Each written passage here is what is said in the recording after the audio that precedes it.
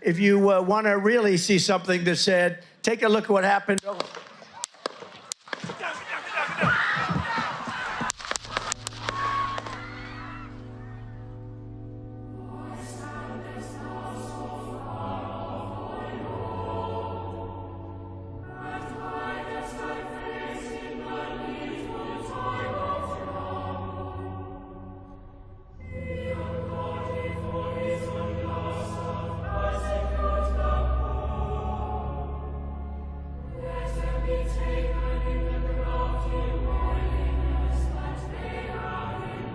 The photo, taken by Evan Vucci, shows then Republican candidate and former president Donald Trump surrounded by his bodyguards after being grazed in the ear by a bullet from a rooftop gunman.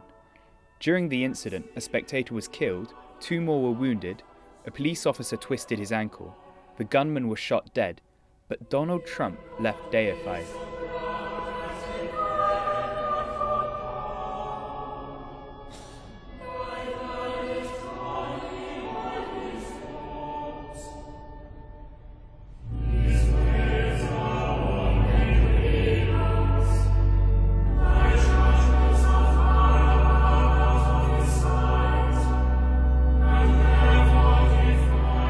Anyone who sees this image cannot deny it has a powerful artistic quality, but at the same time, when such a potent image becomes the face of a news event, this image's ability to represent the event, or even Trump himself accurately, has been called into question.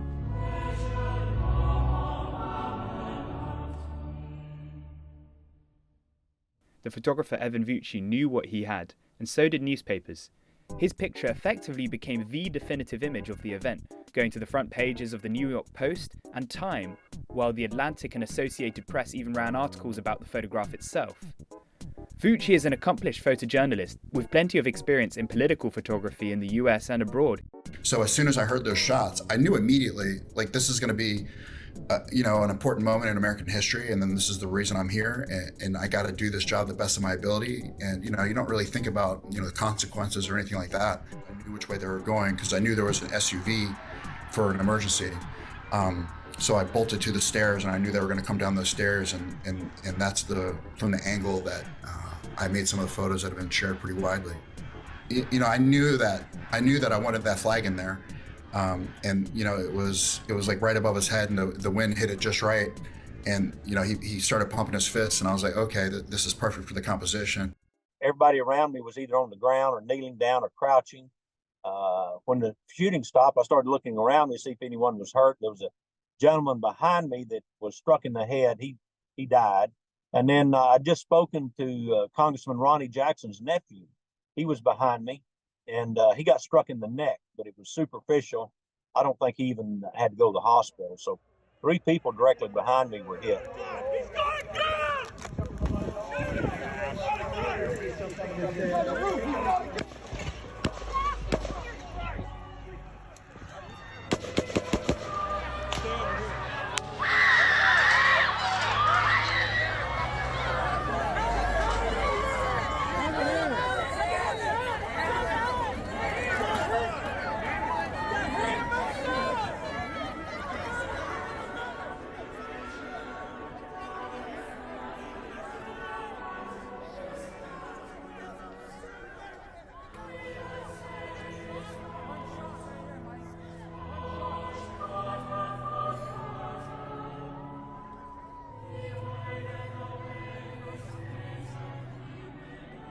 What the photograph does not succeed in doing is show the violence and chaos of the shooting.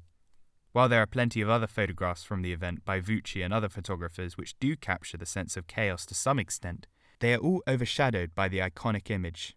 The image can distract us from the larger issue of US gun violence, while spotlighting Trump, as Guardian writer Jonathan Jones put it. Photographer Evan Vucci captured it and has rightly won praise for it, but we should acknowledge that it was Trump who made it. I raised my right arm, looked at the thousands and thousands of people that were breathlessly waiting, and started shouting, "Fight, fight, fight." He believes if he just goes out there, he'll be on the road more now. That's Trump. He believes he is invincible.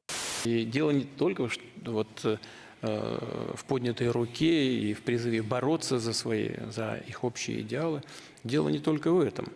The assassination attempt on former President Donald Trump immediately sent shockwaves across the nation and through an already tense presidential campaign. It also quickly became an event defined by iconic photographs.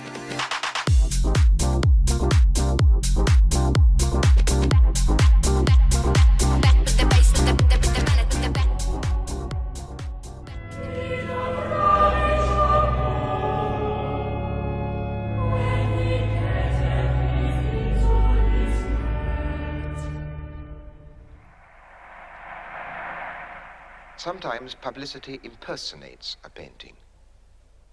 Boys are posed to match the boyhood of Raleigh.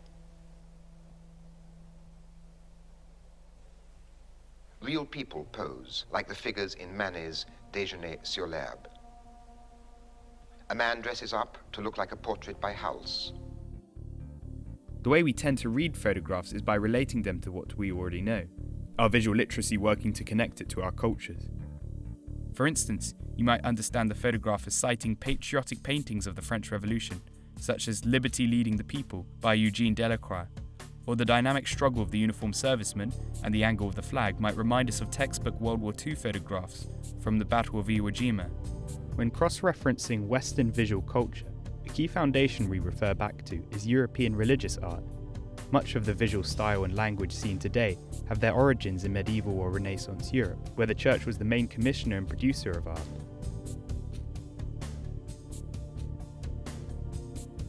The blood on Trump's face could resemble Christ's wounds, as his followers tend to him, contributing to the compositional similarity to Peter Paul Rubens' The Elevation of the Cross, or even Michelangelo's sculpture, The Deposition, known as the Bandini Pieta.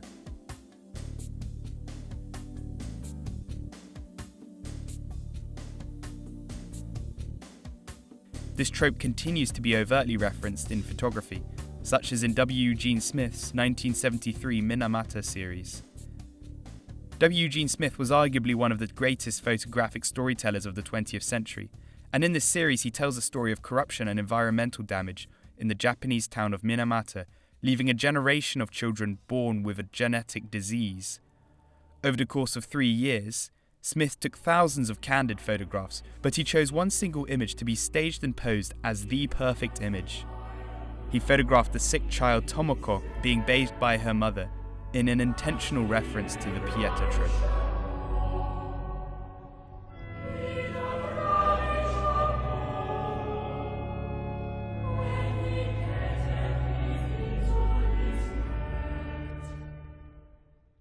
While these images on the surface might not have explicit ideas portrayed, in the context of our culture we assign them meaning. French philosopher Roland Barthes says these references inform our reading of the image. In his collection of essays called Mythologies, he lays out his philosophy for how we create myths. An image can justify a narrative by referring to something we already recognise, without the two having to make much sense. By reminding us of these signs, the myth is imbued with their associations, while also alienating their logical contexts. The effect of this is to make the argument seem natural and self-evident, and can subconsciously confirm any positive associations with the image. Barthes wrote Mythologies as a warning, as myths can be powerful in their use in upholding dominant power structures. For instance, he wrote, "And here is another example. I am at the barber's, and a copy of Paris Match is offered to me.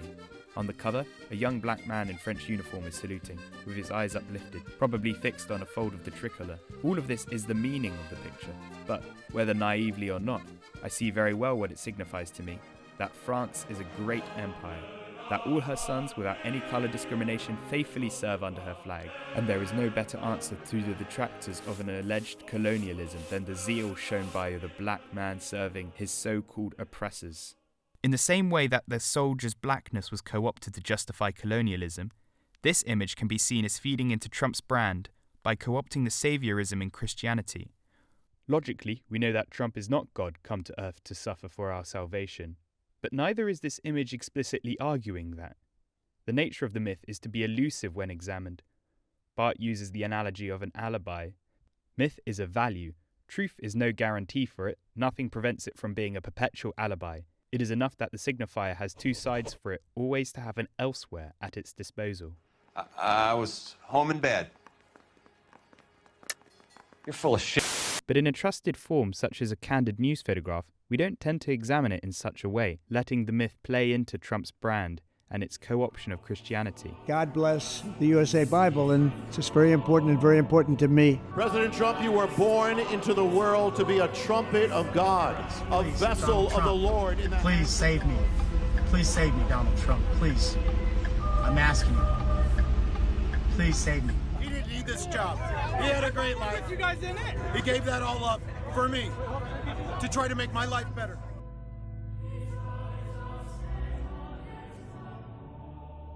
You mentioned the Bible. You've been talking about how it's your favorite book. I'm wondering what one or two of your most favorite Bible verses are and why. I wouldn't want to get into it because to me that's very personal. You know, when I talk about the Bible, it's very personal, so I don't want to get into verses. I don't want to get into. I don't want to do that. You're an Old Testament guy or a New Testament guy? Probably equal. I think it's just an incredible. The image came at a crucial time in the US presidential election and went on to be arguably one of the biggest factors in Trump's re-election victory in November. As well as appealing to cultural Christianity, the image also supports the narrative of an embattled victim. The assailant, the woke left. I can tell you, those who wish to stop our cause have tried to take my freedom and indeed to take my life. Just a few months ago in a beautiful Pennsylvania field, an assassin's bullet ripped through my ear. But I felt then, and believe even more so now, that my life was saved for a reason. I was saved by God to make America great again.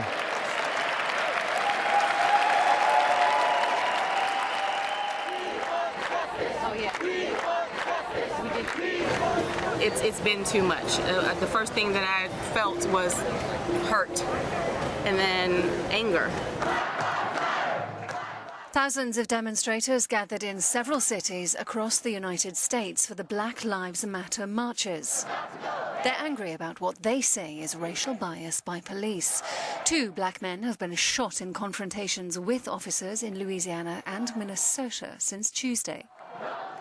In the summer of 2016, the Black Lives Matter protesters were represented in the media through some iconic photographs. Particularly this one image of Aisha Evans calmly awaiting her arrest by the armor-clad riot troops.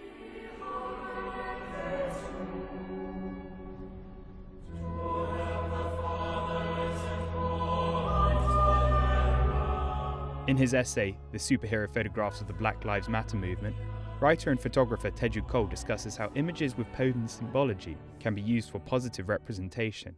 He writes, as soon as the photograph of Aisha Evans began to circulate online, people said she looked like a superhero.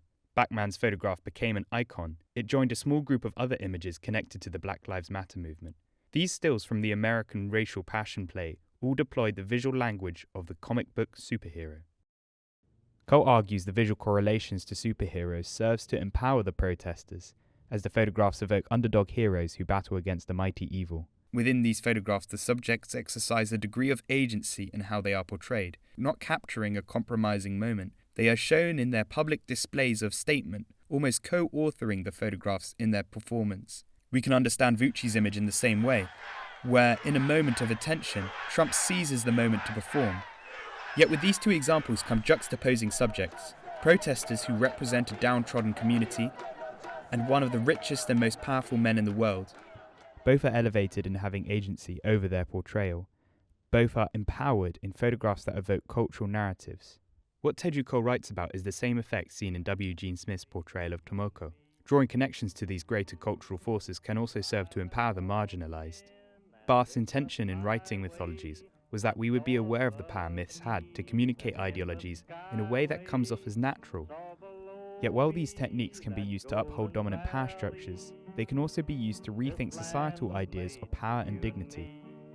What I think we can learn from Barthes is not to take photographs at face value, but be aware of the power images have to speak to us.